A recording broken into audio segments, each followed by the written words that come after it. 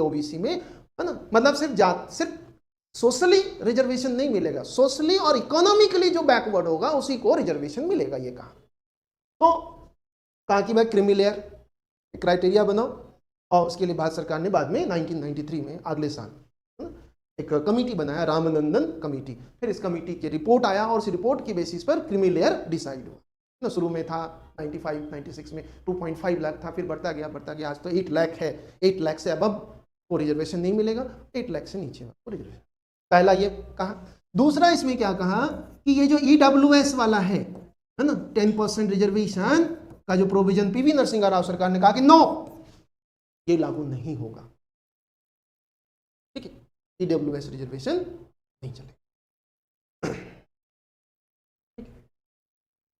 तो मतलब कांग्रेस की सरकार ने 1991 में ही जो आज हम देख रहे हैं EWS रिजर्वेशन आया है 2019 में, वो कांग्रेस ने 1991 में किया था, लेकिन सुप्रीम कोर्ट ने इस प्रपोजल को रिजेक्ट कर दिया था, इस प्रावधान, है ना, ताकि रिजर्वेशन सिर्फ इकोनॉमिक बेसिस पर साहनी केस में, इंदिरा साहनी केस में कहा कि सिर्फ आर्थिक आधार पर रिजर्वेशन नहीं दे।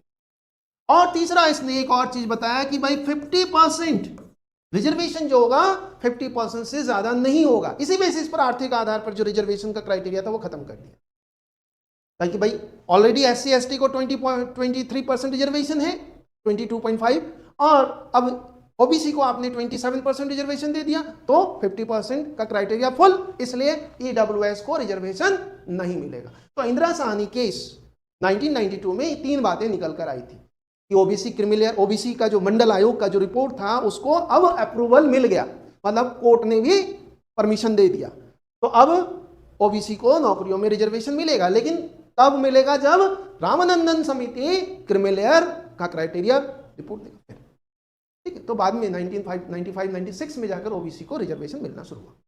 दूसरा, ये EWS को रिजर्वेशन नहीं मिलेगा। क्यों नहीं मिलेगा? क्योंकि रिजर्वेशन का जो क्राइटेरिया हो 50% से ज्यादा नहीं होना चाहिए, इसलिए EWS